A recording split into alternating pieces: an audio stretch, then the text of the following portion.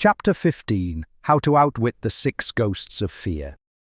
Take inventory of yourself as you read this closing chapter and find out how many of the ghosts are standing in your way.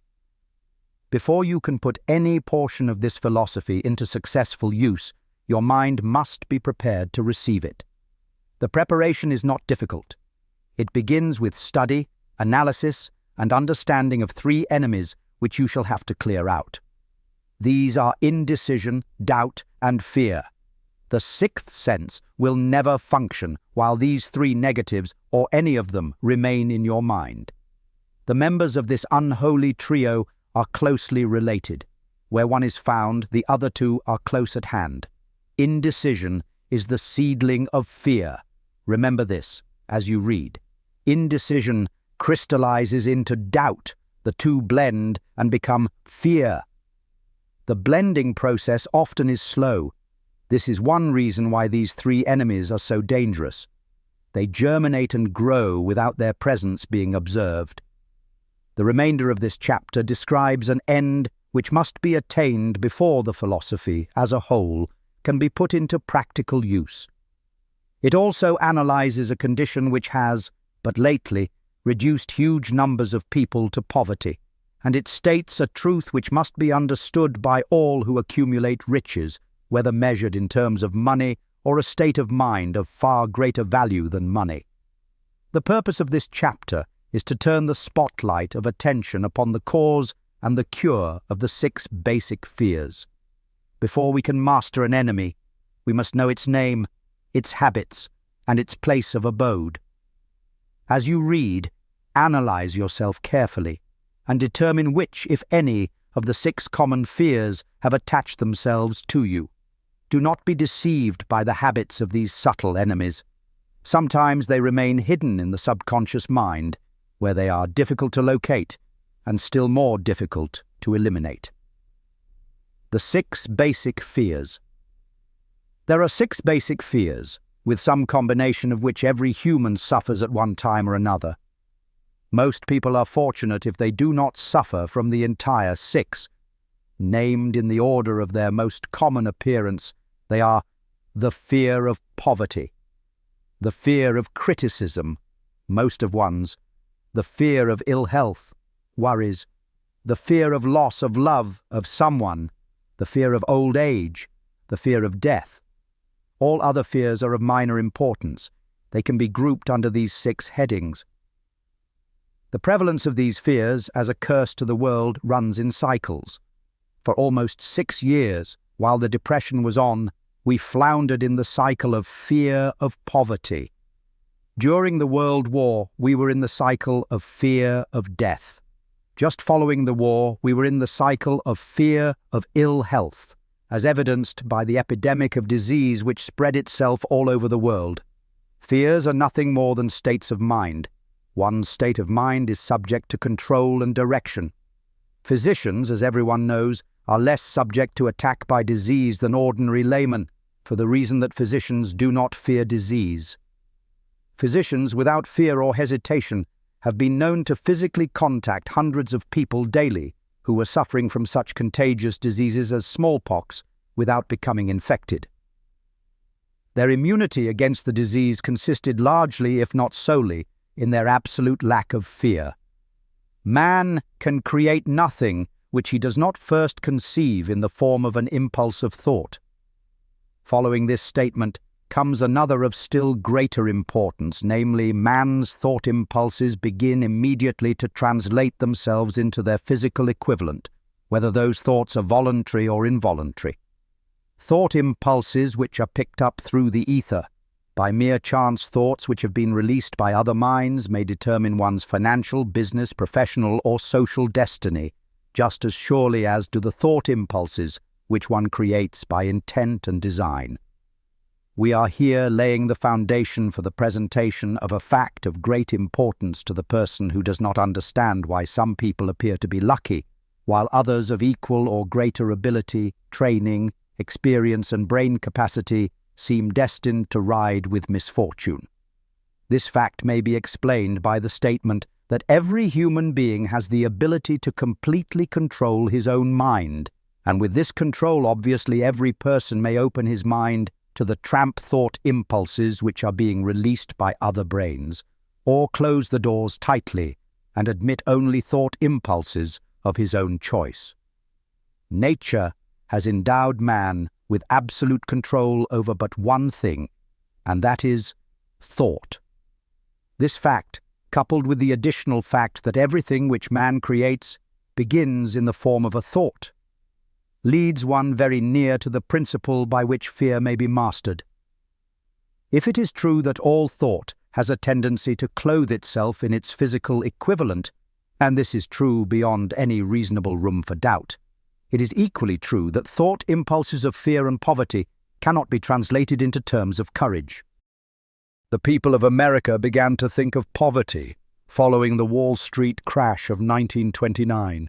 Slowly but surely, that mass thought was crystallized into its physical equivalent, which was known as a depression. This had to happen. It is in conformity with the laws of nature. The fear of poverty. There can be no compromise between poverty and riches. The two roads that lead to poverty and riches travel in opposite directions. If you want riches, you must refuse to accept any circumstance that leads toward poverty. The word riches is here used in its broadest sense, meaning financial, spiritual, mental, and material estates. The starting point of the path that leads to riches is desire. In Chapter 1, you received full instructions for the proper use of desire. In this chapter, on fear, you have complete instructions for preparing your mind to make practical use of desire. Here, then, is the place to give yourself a challenge which will definitely determine how much of this philosophy you have absorbed. Here is the point at which you can turn prophet and foretell accurately what the future holds in store for you. If, after reading this chapter, you are willing to accept poverty, you may as well make up your mind to receive poverty. This is one decision you cannot avoid. If you demand riches, determine what form and how much will be required to satisfy you. You know the road that leads to riches. You have been given a road map, which, if followed, will keep you on that road. If you neglect to make the start or stop before you arrive, no one will be to blame but you. This responsibility is yours. No alibi will save you from accepting the responsibility if you now fail or refuse to demand riches of life, because the acceptance calls for but one thing, incidentally, the only thing you can control, and that is a state of mind. A state of mind is something that one assumes. It cannot be purchased, it must be created. Fear of poverty is a state of mind, nothing else. But it is sufficient to destroy one's chances of achievement in any undertaking, a truth which became painfully evident during the Depression. This fear paralyzes the faculty of reason, destroys the faculty of imagination, kills off self-reliance, undermines enthusiasm, discourages initiative, leads to uncertainty of purpose, encourages procrastination, wipes out enthusiasm, and makes self-control an impossibility. It takes the charm from one's personality, destroys the possibility of accurate thinking, diverts concentration of effort, it masters persistence, turns the willpower into nothingness, destroys ambition, beclouds the memory, and invites failure in every conceivable form.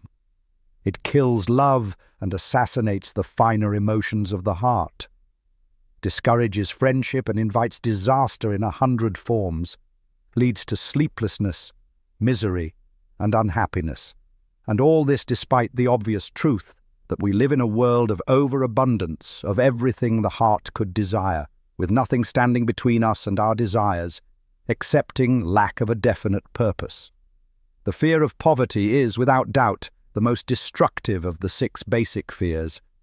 It has been placed at the head of the list because it is the most difficult to master. Considerable courage is required to state the truth about the origin of this fear, and still greater courage to accept the truth after it has been stated. The fear of poverty grew out of man's inherited tendency to prey upon his fellow man economically. Nearly all animals lower than man are motivated by instinct, but their capacity to think is limited. Therefore, they prey upon one another physically. Man, with his superior sense of intuition, with the capacity to think and to reason, does not eat his fellow man bodily. He gets more satisfaction out of eating him financially. Man is so avaricious that every conceivable law has been passed to safeguard him from his fellow man. Of all the ages of the world, of which we know anything, the age in which we live seems to be one that is outstanding because of man's money madness. A man is considered less than the dust of the earth, unless he can display a fat bank account. But if he has money, never mind how he acquired it. He is a king or a big shot. He is above the law. He rules in politics. He dominates in business, and the whole world about him bows in respect when he passes. Nothing brings man so much suffering and humility as poverty. Only those who have experienced poverty understand the full meaning of this. It is no wonder that man fears poverty. Through a long line of inherited experiences, man has learned for sure that some men cannot be trusted where matters of money and earthly possessions are concerned. This is a rather stinging indictment, the worst part of it being that it is true. The majority of marriages are motivated by the wealth possessed by one or both of the contracting parties. It is no wonder, therefore, that the divorce courts are busy. So eager is man to possess wealth that he will acquire it in whatever manner he can, through legal methods if possible, through other methods if necessary or expedient. Self-analysis may disclose weaknesses which one does not like to acknowledge. This form of examination is essential to all who demand of life more than mediocrity and poverty. Remember, as you check yourself point by point, that you are both the court and the jury, the prosecuting attorney and the attorney for the defense, and that you are the plaintiff and the defendant also, that you are on trial. Face the facts squarely. Ask yourself definite questions and demand direct replies. When the examination is over, you will know more about yourself. If you do not feel that you can be an impartial judge in this self-examination, call upon someone who knows you well to serve as judge while you cross-examine yourself. You are after the truth. Get it, no matter at what cost, even though it may temporarily embarrass you. The majority of people, if asked what they fear most, would reply, "I fear nothing." The reply would be inaccurate, because few people realize that they are bound, handicapped, whipped, spiritually and physically through some form of fear.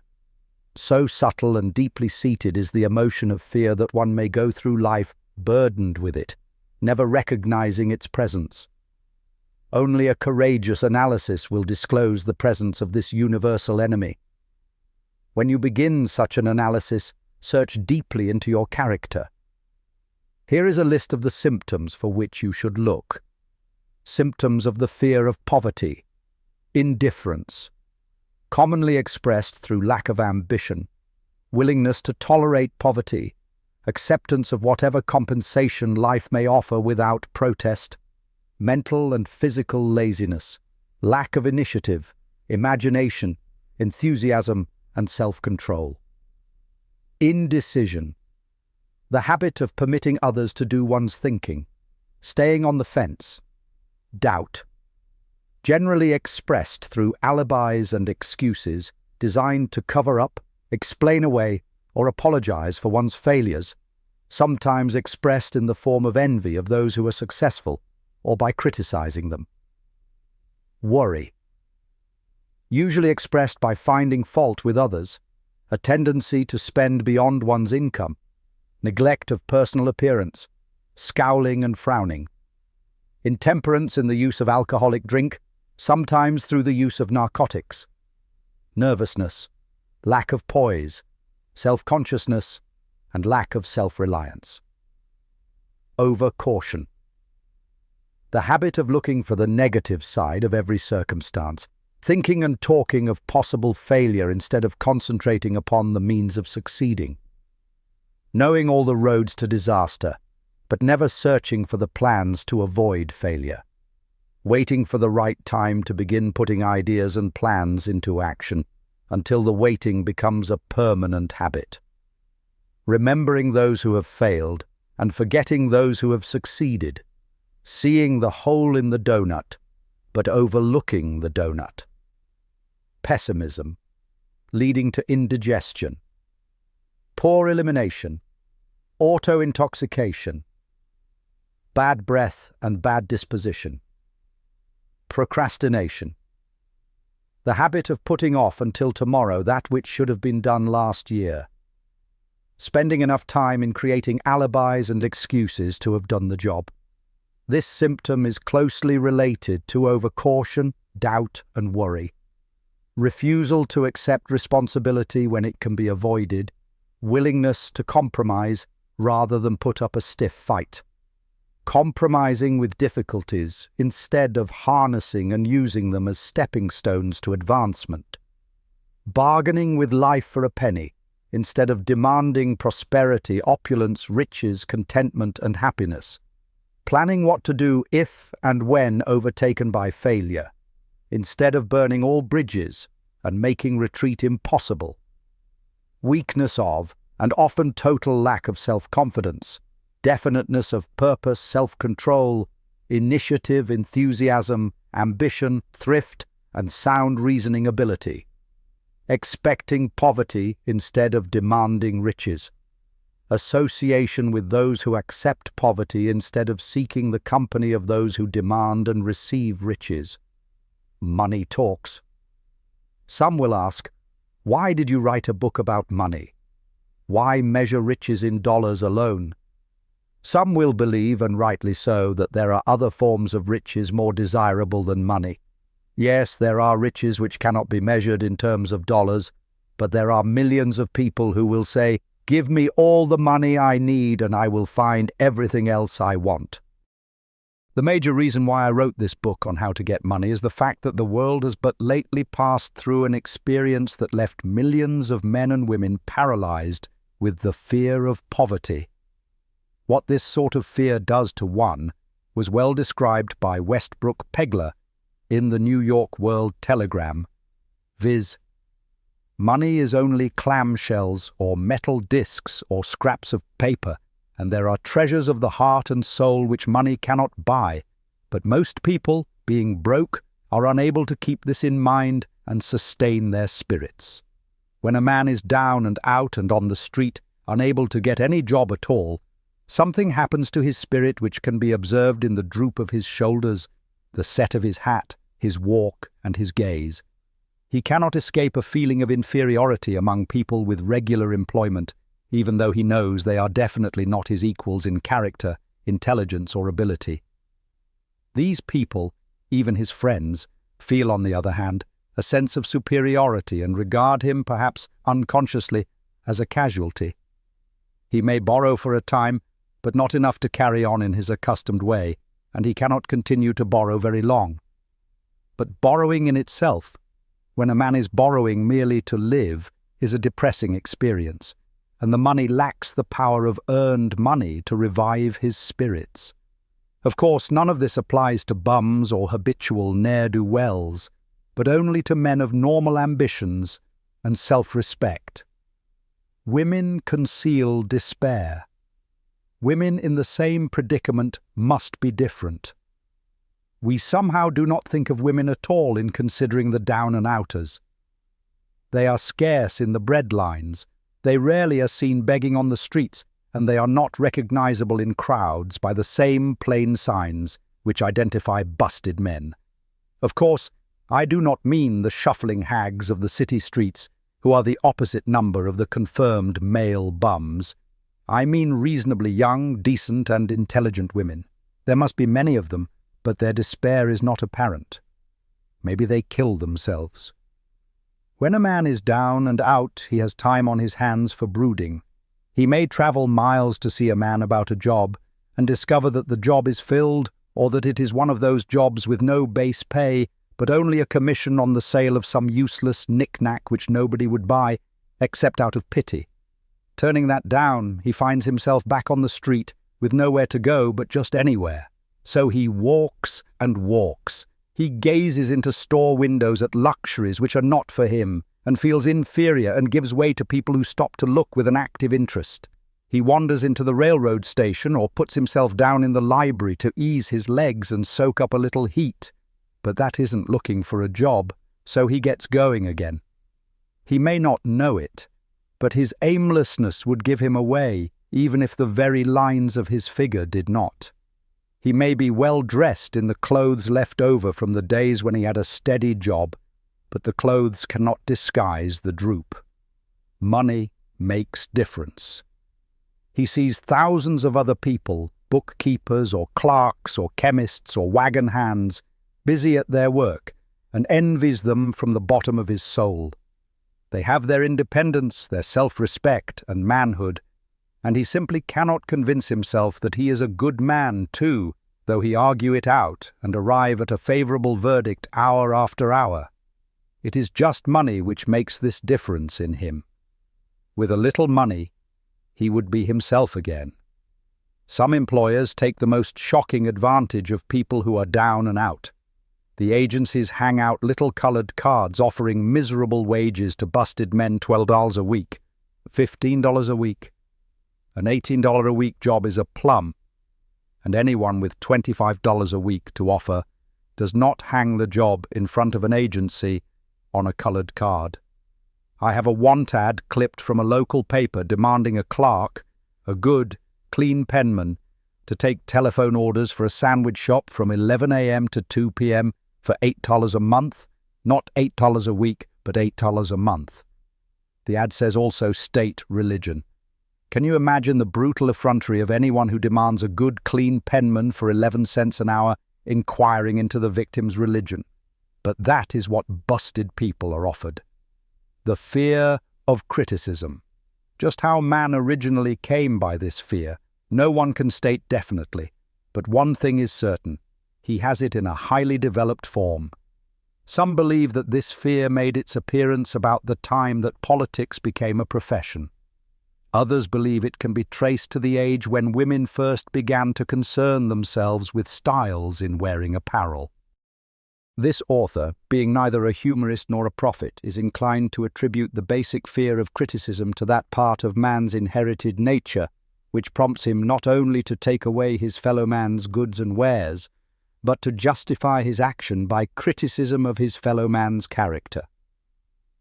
It is a well-known fact that a thief will criticize the man from whom he steals, that politicians seek office, not by displaying their own virtues and qualifications, but by attempting to besmirch their opponents. The fear of criticism takes on many forms, the majority of which are petty and trivial. Bald-headed men, for example, are bald for no other reason than their fear of criticism. Heads become bald because of the tight-fitting bands of hats which cut off the circulation from the roots of the hair. Men wear hats not because they actually need them, but mainly because everyone is doing it. The individual falls into line and does likewise, lest some other individual criticize him. Women seldom have bald heads or even thin hair, because they wear hats which fit their heads loosely, the only purpose of the hats being adornment. But it must not be supposed that women are free from the fear of criticism. If any woman claims to be superior to man with reference to this fear, ask her to walk down the street wearing a hat of the vintage of 1890. The astute manufacturers of clothing have not been slow to capitalize this basic fear of criticism with which all mankind has been cursed. Every season the styles in many articles of wearing apparel change. Who establishes the styles? Certainly not the purchaser of clothing, but the manufacturer. Why does he change the styles so often? The answer is obvious. He changes the styles so he can sell more clothes. For the same reason, the manufacturers of automobiles, with a few rare and very sensible exceptions, change styles of models every season. No man wants to drive an automobile which is not of the latest style, although the older model may actually be the better car. We have been describing the manner in which people behave under the influence of fear of criticism as applied to the small and petty things of life. Let us now examine human behavior when this fear affects people in connection with the more important events of human relationship. Take, for example, practically any person who has reached the age of mental maturity from 35 to 40 years of age, as a general average, and if you could read the secret thoughts of his mind, you would find a very decided disbelief in most of the fables taught by the majority of the dogmatists and theologians a few decades back. Not often, however, will you find a person who has the courage to openly state his belief on this subject. Most people will, if pressed far enough, tell a lie, rather than admit that they do not believe the stories associated with that form of religion which held people in bondage prior to the age of scientific discovery and education. Why does the average person, even in this day of enlightenment, shy away from denying his belief in the fables which were the basis of most of the religions a few decades ago? The answer is because of the fear of criticism. Men and women have been burned at the stake for daring to express disbelief in ghosts. It is no wonder we have inherited a consciousness which makes us fear criticism. The time was, and not so far in the past, when criticism carried severe punishments. It still does in some countries. The fear of criticism robs man of his initiative, destroys his power of imagination, limits his individuality, takes away his self-reliance, and does him damage in 100 other ways. Parents often do their children irreparable injury by criticizing them. The mother of one of my boyhood chums used to punish him with a switch almost daily, always completing the job with the statement, "You'll land in the penitentiary before you are 20. He was sent to a reformatory at the age of 17. Criticism is the one form of service of which everyone has too much. Everyone has a stock of it which is handed out, gratis, whether called for or not. One's nearest relatives often are the worst offenders. It should be recognized as a crime. In reality, it is a crime of the worst nature for any parent to build inferiority complexes in the mind of a child through unnecessary criticism. Employers who understand human nature get the best there is in men, not by criticism, but by constructive suggestion. Parents may accomplish the same results with their children. Criticism will plant fear in the human heart, or resentment, but it will not build love or affection. Symptoms of the fear of criticism. This fear is almost as universal as the fear of poverty, and its effects are just as fatal to personal achievement, mainly because this fear destroys initiative and discourages the use of imagination. The major symptoms of the fear are self-consciousness, generally expressed through nervousness, timidity in conversation and in meeting strangers, awkward movement of the hands and limbs, shifting of the eyes, lack of poise, expressed through lack of voice control, nervousness in the presence of others, poor posture of body, poor memory. Personality, lacking in firmness of decision, personal charm, and ability to express opinions definitely. The habit of sidestepping issues instead of meeting them squarely, agreeing with others without careful examination of their opinions, inferiority complex.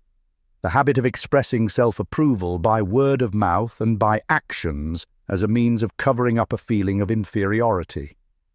Using big words to impress others, often without knowing the real meaning of the words. Imitating others in dress, speech, and manners. Boasting of imaginary achievements. This sometimes gives a surface appearance of a feeling of superiority. Extravagance. The habit of trying to keep up with the Joneses, spending beyond one's income. Lack of initiative.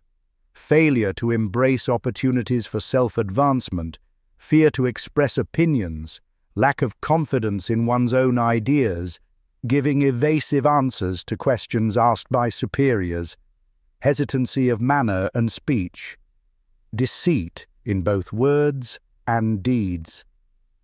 Lack of ambition, mental and physical laziness, lack of self-assertion, slowness in reaching decisions, easily influenced by others.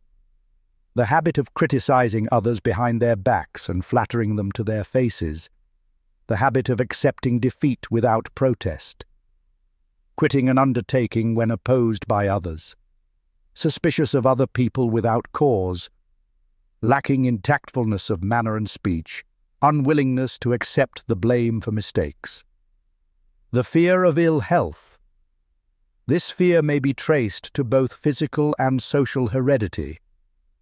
It is closely associated, as to its origin, with the causes of fear of old age and the fear of death, because it leads one closely to the border of terrible worlds, of which man knows not, but concerning which he has been taught some discomforting stories. The opinion is somewhat general, also, that certain unethical people engaged in the business of selling health have had not a little to do with keeping alive the fear of ill health. In the main, man fears ill health because of the terrible pictures which have been planted in his mind of what may happen if death should overtake him. He also fears it because of the economic toll which it may claim. A reputable physician estimated that 75% of all people who visit physicians for professional service are suffering with hypochondria, imaginary illness. It has been shown most convincingly that the fear of disease, even where there is not the slightest cause for fear, often produces the physical symptoms of the disease feared. Powerful and mighty is the human mind. It builds or it destroys. Playing upon this common weakness of fear of ill health, dispensers of patent medicines have reaped fortunes. This form of imposition upon credulous humanity became so prevalent some 20 years ago that Collier's Weekly magazine conducted a bitter campaign against some of the worst offenders in the patent medicine business. During the flu epidemic, which broke out during the World War, the mayor of New York City took drastic steps to check the damage which people were doing themselves through their inherent fear of ill health. He called in the newspaper men and said to them, "Gentlemen, I feel it necessary to ask you not to publish any scare headlines concerning the flu epidemic. Unless you cooperate with me, we will have a situation which we cannot control." The newspapers quit publishing stories about the flu, and within 1 month the epidemic had been successfully checked. Through a series of experiments conducted some years ago, it was proved that people may be made ill by suggestion. We conducted this experiment by causing 3 acquaintances to visit the victims, each of whom asked the question, "What ails you? You look terribly ill." The first question usually provoked a grin and a nonchalant, "Oh, nothing, I'm all right," from the victim. The second questioner usually was answered with the statement, "I don't know exactly, but I do feel badly." The third questioner was usually met with the frank admission that the victim was actually feeling ill. Try this on an acquaintance if you doubt that it will make him uncomfortable, but do not carry the experiment too far. There is a certain religious sect whose members take vengeance upon their enemies by the hexing method. They call it placing a spell on the victim. There is overwhelming evidence that disease sometimes begins in the form of a negative thought impulse. Such an impulse may be passed from one mind to another, by suggestion, or created by an individual in his own mind. A man who was blessed with more wisdom than this incident might indicate once said, "When anyone asks me how I feel, I always want to answer by knocking him down." Doctors send patients into new climates for their health, because a change of mental attitude is necessary. The seed of fear of ill health lives in every human mind. Worry, fear, discouragement, disappointment in love and business affairs cause this seed to germinate and grow. The recent business depression kept the doctors on the run because every form of negative thinking may cause ill health. Disappointments in business and in love stand at the head of the list of causes of fear of ill health. A young man suffered a disappointment in love which sent him to a hospital. For months he hovered between life and death. A specialist in suggestive therapeutics was called in. The specialist changed nurses, placing him in charge of a very charming young woman who began by pre-arrangement with the doctor to make love to him the first day of her arrival on the job. Within 3 weeks the patient was discharged from the hospital, still suffering, but with an entirely different malady. He was in love again. The remedy was a hoax, but the patient and the nurse were later married. Both are in good health at the time of this writing. Symptoms of the fear of ill health. The symptoms of this almost universal fear are autosuggestion. The habit of negative use of self-suggestion by looking for and expecting to find the symptoms of all kinds of disease. Enjoying imaginary illness and speaking of it as being real. The habit of trying all fads and isms recommended by others as having therapeutic value. Talking to others of operations, accidents, and other forms of illness. Experimenting with diets, physical exercises, reducing systems without professional guidance. Trying home remedies, patent medicines, and quack remedies. Hypochondria. The habit of talking of illness, concentrating the mind upon disease, and expecting its appearance until a nervous break occurs. Nothing that comes in bottles can cure this condition. It is brought on by negative thinking, and nothing but positive thought can effect a cure. Hypochondria, a medical term for imaginary disease, is said to do as much damage on occasion as the disease one fears might do. Most so-called cases of nerves come from imaginary illness. Exercise. Fear of ill health often interferes with proper physical exercise and results in overweight by causing one to avoid outdoor life. Susceptibility. Fear of ill health breaks down nature's body resistance and creates a favorable condition for any form of disease one may contact. The fear of ill health often is related to the fear of poverty, especially in the case of the hypochondriac, who constantly worries about the possibility of having to pay doctor's bills, hospital bills, etc. This type of person spends much time preparing for sickness, talking about death, saving money for cemetery lots, and burial expenses, etc. Self-coddling. The habit of making a bid for sympathy, using imaginary illness as the lure. People often resort to this trick to avoid work. The habit of feigning illness to cover plain laziness or to serve as an alibi for lack of ambition. Intemperance. The habit of using alcohol or narcotics to destroy pains such as headaches, neuralgia, etc., instead of eliminating the cause. The habit of reading about illness and worrying over the possibility of being stricken by it. The habit of reading patent medicine advertisements. The fear of loss of love. The original source of this inherent fear needs but little description, because it obviously grew out of man's polygamous habit of stealing his fellow man's mate, and his habit of taking liberties with her whenever he could. Jealousy and other similar forms of dementia, praecox, grow out of man's inherited fear of the loss of love of someone. This fear is the most painful of all the 6 basic fears. It probably plays more havoc with the body and mind than any of the other basic fears, as it often leads to permanent insanity. The fear of the loss of love probably dates back to the Stone Age, when men stole women by brute force. They continue to steal females, but their technique has changed.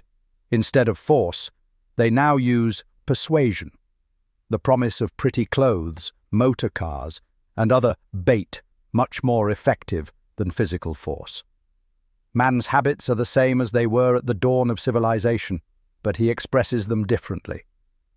Careful analysis has shown that women are more susceptible to this fear than men. This fact is easily explained. Women have learned from experience that men are polygamous by nature, that they are not to be trusted in the hands of rivals. Symptoms of the fear of loss of love. The distinguishing symptoms of this fear are jealousy. The habit of being suspicious of friends and loved ones without any reasonable evidence of sufficient grounds. Jealousy is a form of dementia praecox, which sometimes becomes violent without the slightest cause. The habit of accusing wife or husband of infidelity without grounds. General suspicion of everyone. Absolute faith in no one. Fault-finding. The habit of finding fault with friends, relatives, business associates and loved ones upon the slightest provocation or without any cause whatsoever. Gambling. The habit of gambling, stealing, cheating, and otherwise taking hazardous chances to provide money for loved ones with the belief that love can be bought. The habit of spending beyond one's means or incurring debts to provide gifts for loved ones with the object of making a favorable showing. Insomnia, nervousness, lack of persistence, weakness of will, lack of self-control, lack of self-reliance, bad temper. The fear of old age. In the main, this fear grows out of two sources. First, the thought that old age may bring with it poverty. Secondly, and by far the most common source of origin, from false and cruel teachings of the past which have been too well mixed with fire and brimstone, and other bogies cunningly designed to enslave man through fear.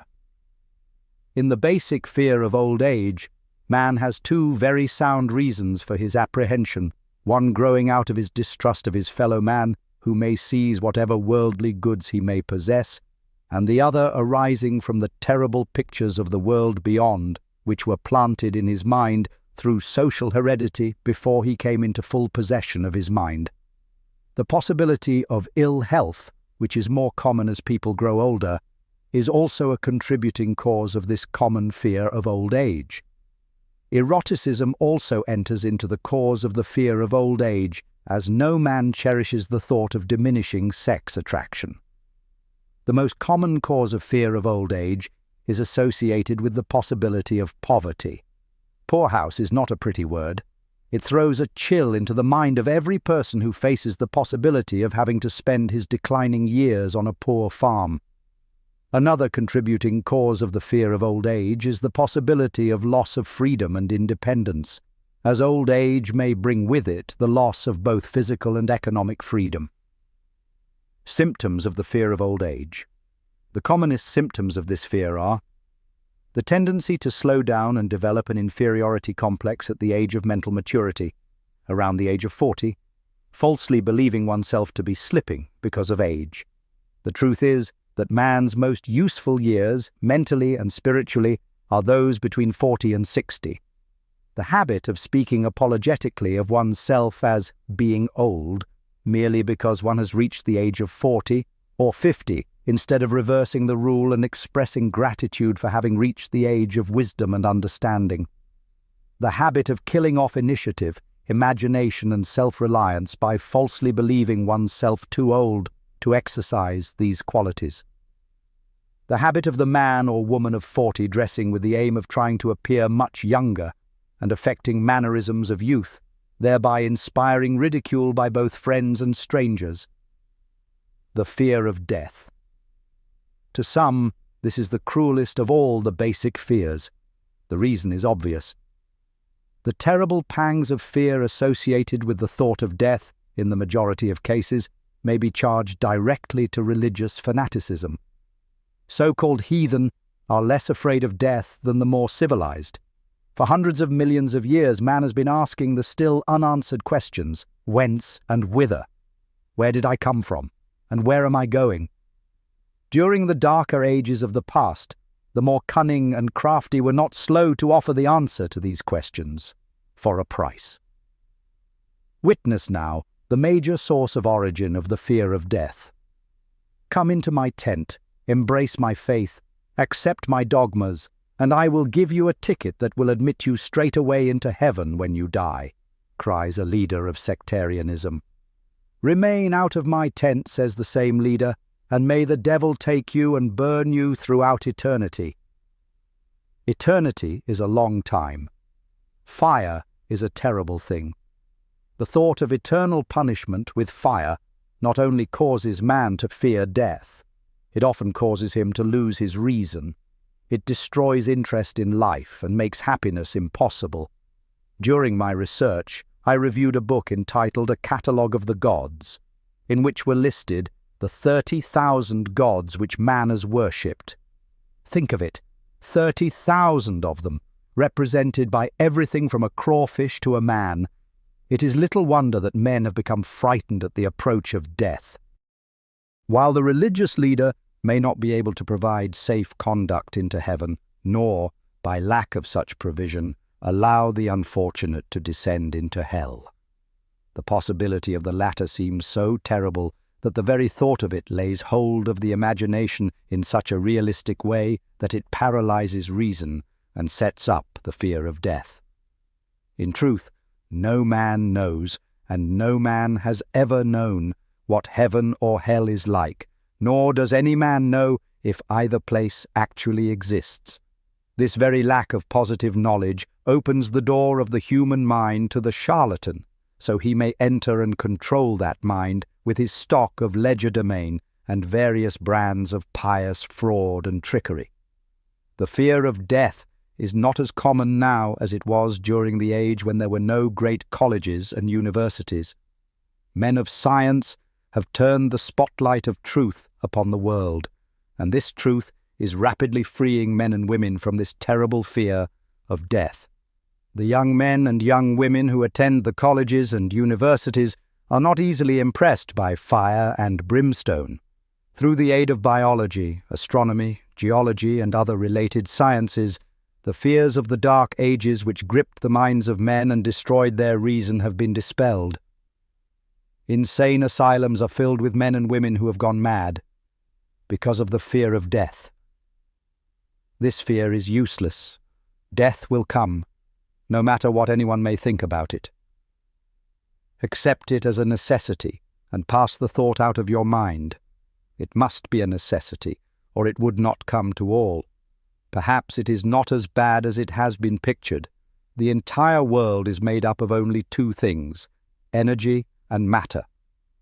In elementary physics, we learn that neither matter nor energy, the only two realities known to man, can be created nor destroyed. Both matter and energy can be transformed, but neither can be destroyed. Life is energy, if it is anything. If neither energy nor matter can be destroyed, of course life cannot be destroyed. Life, like other forms of energy, may be passed through various processes of transition or change, but it cannot be destroyed. Death is mere transition. If death is not mere change or transition, then nothing comes after death except a long, eternal, peaceful sleep, and sleep is nothing to be feared. Thus, you may wipe out forever the fear of death. Symptoms of the fear of death. The general symptoms of this fear are the habit of thinking about dying instead of making the most of life, due generally to lack of purpose or lack of a suitable occupation. This fear is more prevalent among the aged, but sometimes the more youthful are victims of it.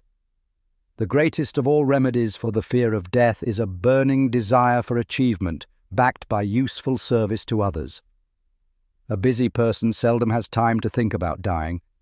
He finds life too thrilling to worry about death. Sometimes the fear of death is closely associated with the fear of poverty, where one's death would leave loved ones poverty-stricken. In other cases, the fear of death is caused by illness and the consequent breaking down of physical body resistance. The commonest causes of the fear of death are ill health, poverty, lack of appropriate occupation, disappointment over love, insanity, religious fanaticism. Old man worry. Worry is a state of mind based upon fear. It works slowly but persistently. It is insidious and subtle. Step by step it digs itself in until it paralyzes one's reasoning faculty, destroys self-confidence and initiative. Worry is a form of sustained fear caused by indecision. Therefore, it is a state of mind which can be controlled. An unsettled mind is helpless. Indecision makes an unsettled mind. Most individuals lack the willpower to reach decisions promptly and to stand by them after they have been made, even during normal business conditions.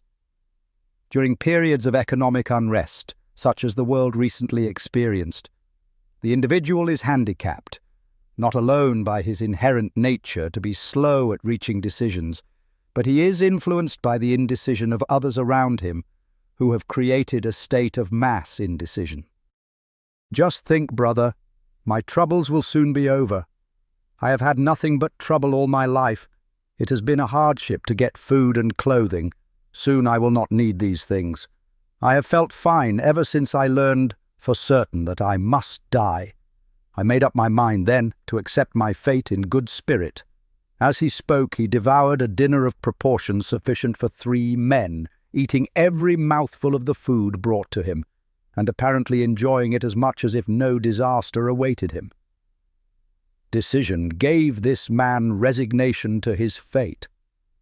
Decision can also prevent one's acceptance of undesired circumstances. The 6 basic fears become translated into a state of worry through indecision. Relieve yourself forever of the fear of death by reaching a decision to accept death as an inescapable event. Whip the fear of poverty by reaching a decision to get along with whatever wealth you can accumulate without worry. Put your foot upon the neck of the fear of criticism by reaching a decision not to worry about what other people think, do, or say. Eliminate the fear of old age by reaching a decision to accept it, not as a handicap, but as a great blessing, which carries with it wisdom, self-control, and understanding not known to youth. Acquit yourself of the fear of ill health by the decision to forget symptoms. Master the fear of loss of love by reaching a decision to get along without love, if that is necessary. Kill the habit of worry, in all its forms, by reaching a general blanket decision that nothing which life has to offer is worth the price of worry. With this decision will come poise, peace of mind, and calmness of thought, which will bring happiness. A man whose mind is filled with fear not only destroys his own chances of intelligent action, but he transmits these destructive vibrations to the minds of all who come into contact with him, and destroys also their chances. Even a dog or a horse knows when its master lacks courage. Moreover, a dog or a horse will pick up the vibrations of fear thrown off by its master and behave accordingly. Lower down the line of intelligence in the animal kingdom, one finds this same capacity to pick up the vibrations of fear. A honeybee immediately senses fear in the mind of a person. For reasons unknown, a bee will sting the person whose mind is releasing vibrations of fear, much more readily than it will molest the person whose mind registers no fear. The vibrations of fear pass from one mind to another just as quickly and as surely as the sound of the human voice passes from the broadcasting station to the receiving set of a radio, and by the self-same medium. Mental telepathy is a reality. Thoughts pass from one mind to another, voluntarily, whether or not this fact is recognized by either the person releasing the thoughts or the persons who pick up those thoughts.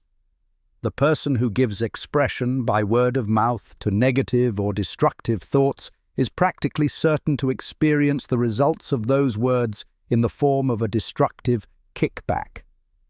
The release of destructive thought impulses alone, without the aid of words, produces also a kickback in more ways than one.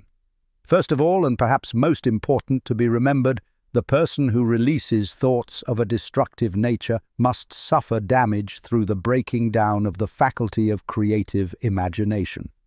Secondly, the presence in the mind of any destructive emotion develops a negative personality which repels people and often converts them into antagonists.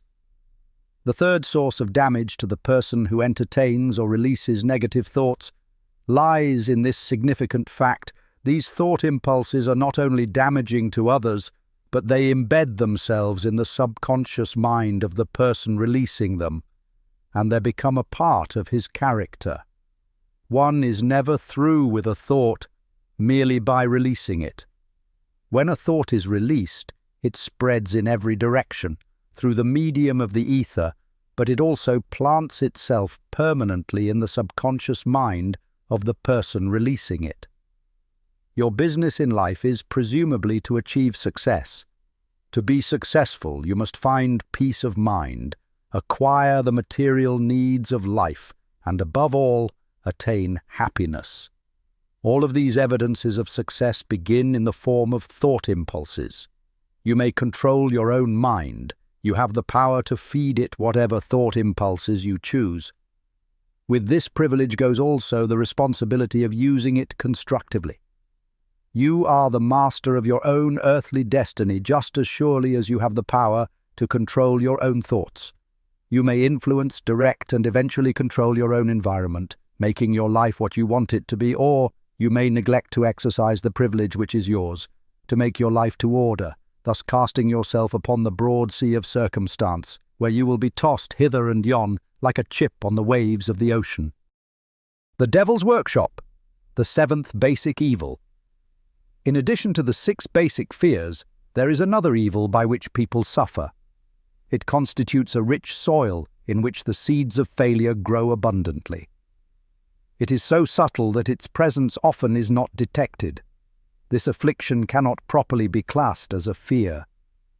It is more deeply seated and more often fatal than all of the 6 fears. For want of a better name, let us call this evil susceptibility to negative influences. Men who accumulate great riches always protect themselves against this evil. The poverty-stricken never do.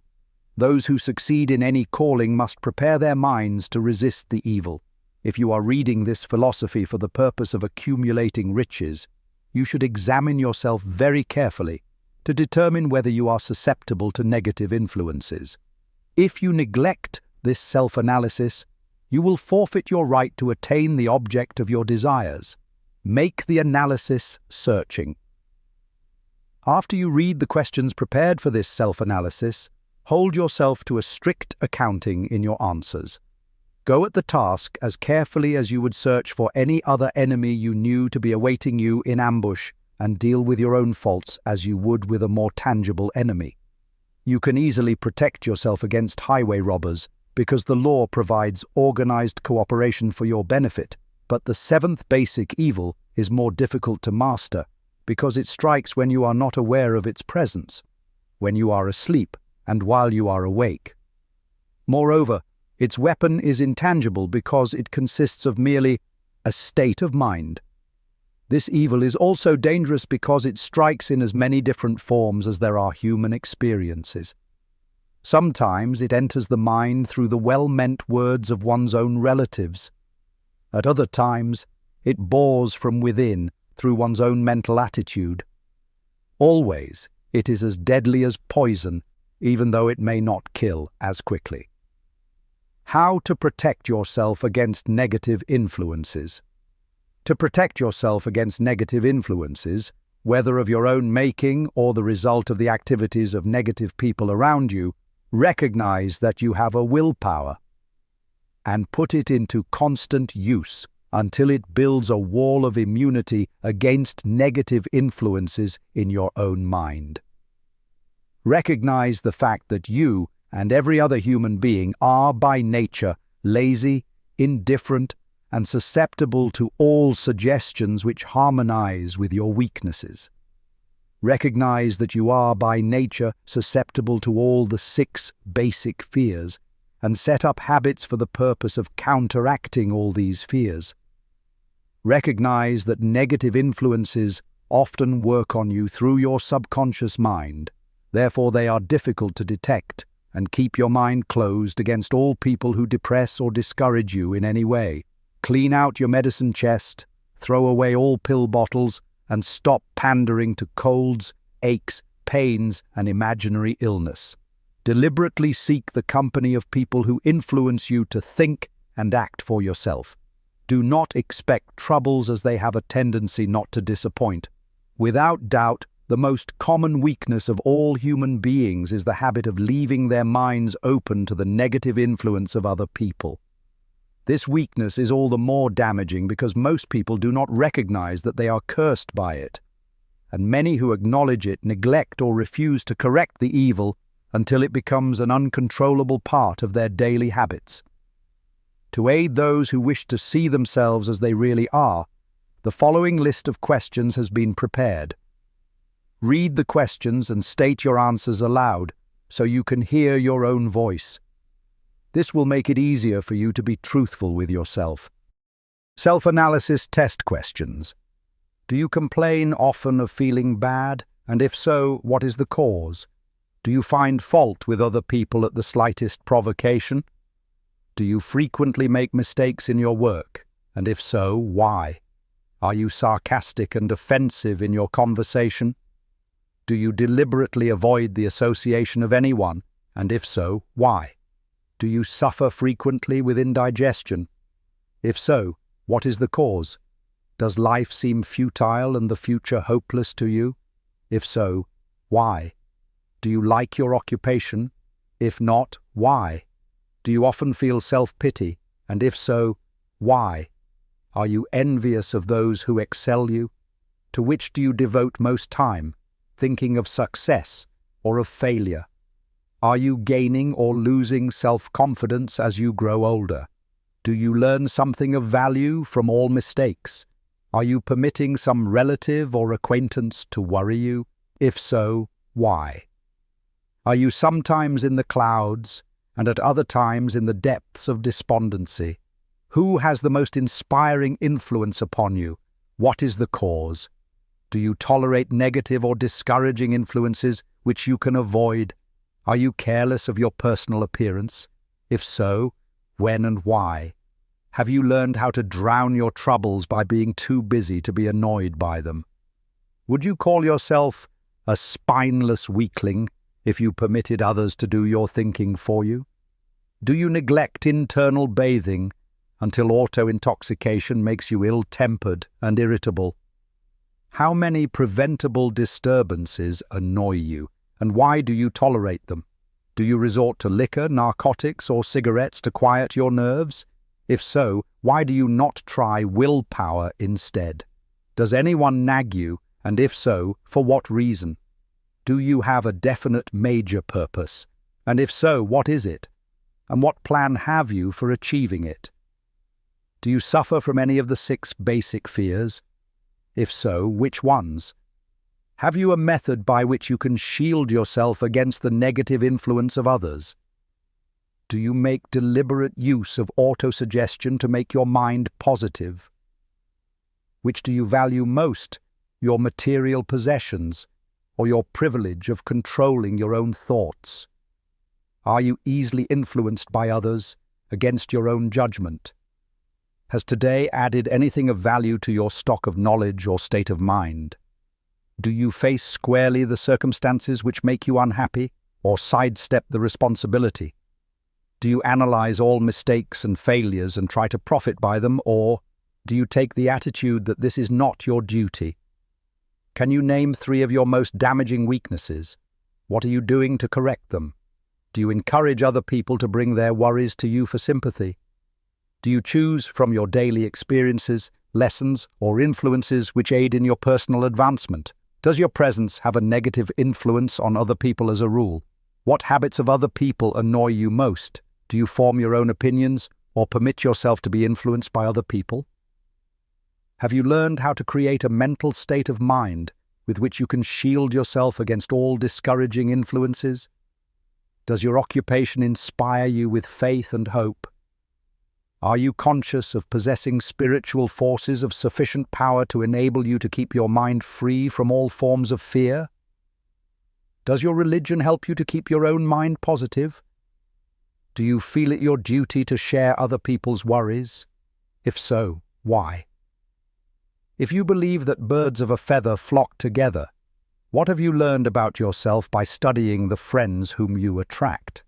What connection, if any, do you see between the people with whom you associate most closely and any unhappiness you may experience? Could it be possible that some person whom you consider to be a friend is in reality your worst enemy because of his negative influence on your mind? By what rules do you judge who is helpful and who is damaging to you? Are your intimate associates mentally superior or inferior to you? How much time out of every 24 hours do you devote to A. Your occupation, B. Sleep, C. Play and relaxation, D. Acquiring useful knowledge, E. Plain waste? Who among your acquaintances A. Encourages you most, B. Cautions you most, C. Discourages you most, D. Helps you most in other ways? What is your greatest worry? Why do you tolerate it? When others offer you free, unsolicited advice, do you accept it without question or analyze their motive? What, above all else, do you most desire? Do you intend to acquire it? Are you willing to subordinate all other desires for this one? How much time daily do you devote to acquiring it? Do you change your mind often? If so, why? Do you usually finish everything you begin? Are you easily impressed by other people's business or professional titles, college degrees, or wealth? Are you easily influenced by what other people think or say of you? Do you cater to people because of their social or financial status? Whom do you believe to be the greatest person living? In what respect is this person superior to yourself? How much time have you devoted to studying and answering these questions?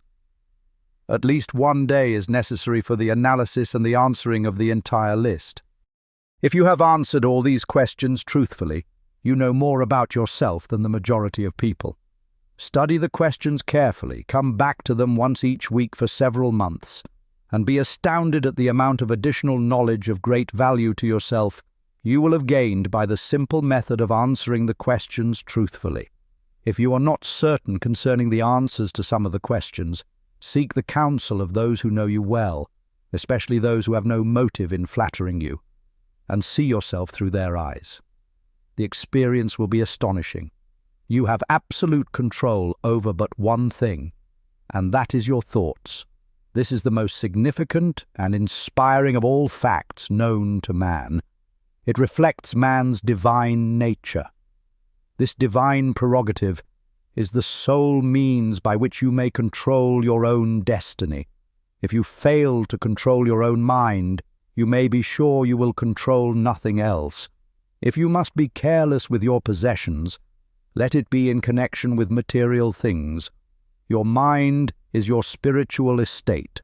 Protect and use it with the care to which divine royalty is entitled. You were given a willpower for this purpose.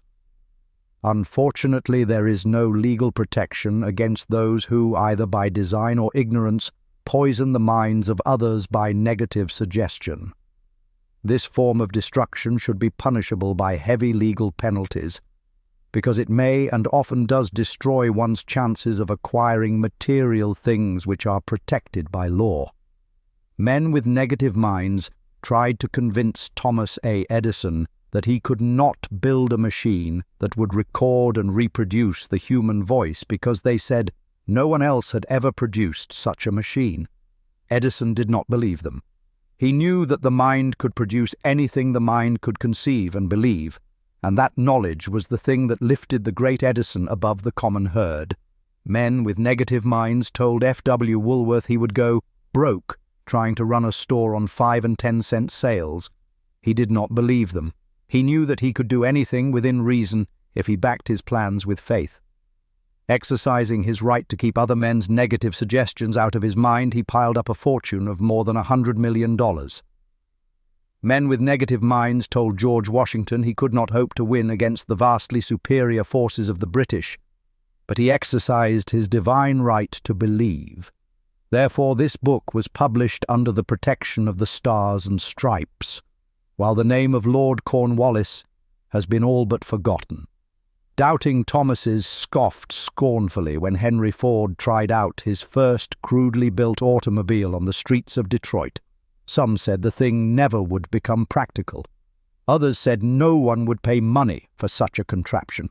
Ford said, "I'll belt the earth with dependable motor cars," and he did. His decision to trust his own judgment has already piled up a fortune far greater than the next 5 generations of his descendants can squander. For the benefit of those seeking vast riches, let it be remembered that practically the sole difference between Henry Ford and a majority of the more than 100,000 men who work for him is this: Ford has a mind and controls it.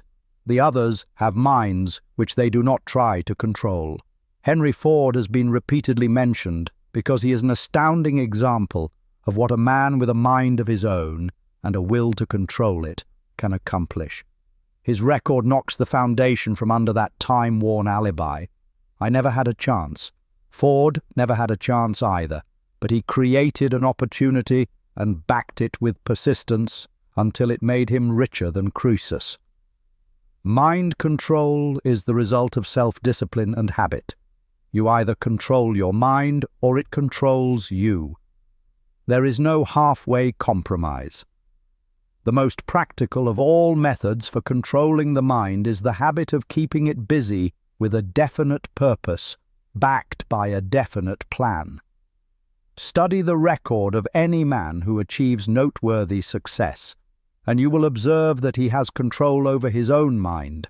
Moreover, that he exercises that control and directs it toward the attainment of definite objectives. Without this control, success is not possible. 57. Famous Alibis by Old Man If. People who do not succeed have one distinguishing trait in common. They know all the reasons for failure and have what they believe to be airtight alibis to explain away their own lack of achievement. Some of these alibis are clever, and a few of them are justifiable by the facts, but alibis cannot be used for money. The world wants to know only one thing: have you achieved success? A character analyst compiled a list of the most commonly used alibis. As you read the list, examine yourself carefully and determine how many of these alibis, if any, are your own property. Remember, too, the philosophy presented in this book makes every one of these alibis obsolete. If I didn't have a wife and family, if I had enough pull, if I had money, if I had a good education, if I could get a job, if I had good health, if I only had time, if times were better, if other people understood me, if conditions around me were only different, if I could live my life over again, if I did not fear what they would say, if I had been given a chance, if I now had a chance, if other people didn't have it in for me, if nothing happens to stop me, if I were only younger, if I could only do what I want, if I had been born rich, if I could meet the right people, if I had the talent that some people have, if I dared assert myself, if I only had embraced past opportunities, if people didn't get on my nerves, if I didn't have to keep house and look after the children, if I could save some money, if the boss only appreciated me, if I only had somebody to help me, if my family understood me, if I lived in a big city, if I could just get started, if I were only free, if I had the personality of some people, if I were not so fat, if my talents were known, if I could just get a break, if I could only get out of debt, if I hadn't failed, if I only knew how, if everybody didn't oppose me, if I didn't have so many worries, if I could marry the right person, if people weren't so dumb, if my family were not so extravagant, if I were sure of myself, if luck were not against me, if I had not been born under the wrong star, if it were not true that what is to be will be, if I did not have to work so hard, if I hadn't lost my money, if I lived in a different neighborhood, if I didn't have a past, if I only had a business of my own, if other people would only listen to me. If, and this is the greatest of them all, I had the courage to see myself as I really am, I would find out what is wrong with me and correct it. Then I might have a chance to profit by my mistakes and learn something from the experience of others. For I know that there is something wrong with me, or I would now be where I would have been if I had spent more time analyzing my weaknesses and less time building alibis to cover them. Building alibis to explain away failure is a national pastime and a fatal habit. People defend their alibis because they created them. A man's alibi is the child of his own imagination.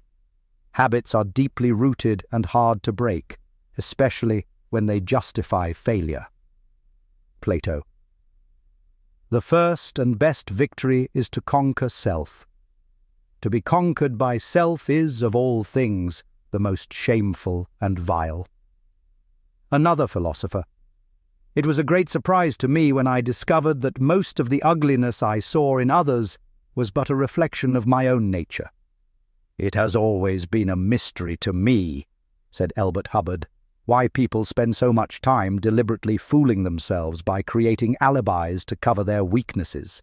If used differently, this same time would be sufficient to cure the weakness, then no alibis would be needed. In parting, I would remind you that life is a checkerboard, and the player opposite you is time. If you hesitate before moving or neglect to move promptly, your men will be wiped off the board by time. You are playing against a partner who will not tolerate indecision. Previously, you may have had a logical excuse for not having forced life to come through with whatever you asked, but that alibi is now obsolete because you are in possession of the master key that unlocks the door to life's bountiful riches. The master key is intangible, but it is powerful. It is the privilege of creating, in your own mind, a burning desire for a definite form of riches. There is no penalty for the use of the key, but there is a price you must pay if you do not use it. The price is failure. There is a reward of stupendous proportions if you put the key to use. It is the satisfaction that comes to all who conquer self and force life to pay whatever is asked. The reward is worthy of your effort. Will you make the start and be convinced? If we are related, said the immortal Emerson, we shall meet.